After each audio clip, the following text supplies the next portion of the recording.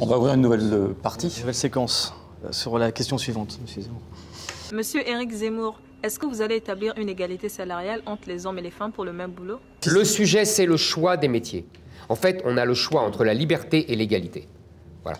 On voit que dans les pays scandinaves, les pays qui ont le plus fait pour l'égalité, les femmes choisissent le plus souvent et massivement des métiers entre guillemets féminins. Et donc qui sont le plus souvent moins bien payés dans le social, dans la santé, etc., dans l'éducation, etc. C'est leur choix. Elles ont le droit de faire le métier qui leur plaise. Vous pensez que c'est un choix et qu'il n'y a pas une société qui pousse les femmes à choisir plutôt ce genre de métier? Exactement ça. On choisit des métiers dans les secteurs santé, éducation, ou alors ingénieur, dans la finance, etc. Et pourquoi alors dans ces cas-là ne pas augmenter le salaire des formations, des fonctions dites féminines? Et alors là, vous savez, là vous êtes dans une critique globale du capitalisme. Vous avez le droit, vous savez, on a vu comment ça se faisait quand on veut imposer à l'économie des règles aussi impérieuses. Ça finit dans le communisme et dans la misère. Il faut choisir. Moi, je suis pour la liberté, je suis pour l'économie de marché, je suis pour le mérite, quel que soit le sexe. Le mérite, l'effort, le mérite. Je ne connais que ça. Et je ne crois pas à vos thèses sociologiques qui déterminent les tels ou tels. Je n'y crois pas. Je pense qu'il n'y a pas de déterminisme. Je pense que c'est idéologique. Il n'y a pas de déterminisme. C'est faux. Vous savez, je ne suis pas, moi, encore une fois, dans vos thèses sociologiques sur le ressenti. Moi, je ne connais que les faits. Les faits parlent. Si on rentre dans le ressenti, alors là, tout devient possible. Un homme peut être une femme peut être un homme, on se sent agressé, il y a des micro-agressions. Je ne crois pas à toutes ces thèses modernes. Moi, il y a les faits. Qu'entendez-vous par chasser l'idéologie LGBT des écoles? Ah ben c'est très simple.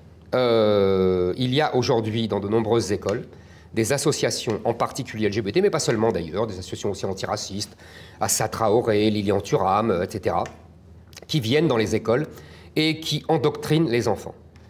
Moi, j'estime qu'ils n'ont rien à faire dans les écoles, que l'école c'est fait pour apprendre à lire, à écrire, à compter, qu'il y a un gros boulot pour ça, vu l'effondrement du niveau, et que ces gens-là n'ont rien à faire dans les écoles. L'école doit être un sanctuaire.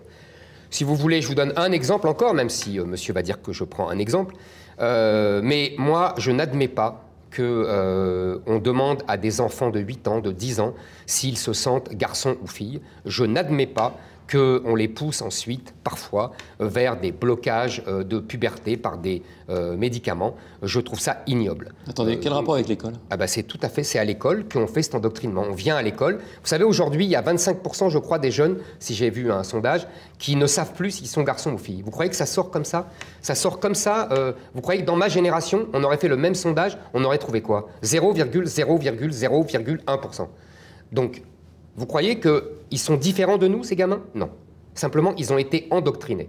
Endoctrinés par des gens qui viennent dans les écoles et qui leur racontent que l'important, c'est leur ressenti et qu'ils se sentent garçons, ils se sentent filles. En vérité, c'est du baratin, tout ça, cher monsieur. On n'a pas à éduquer les gens. L'éducation, ce sont les parents.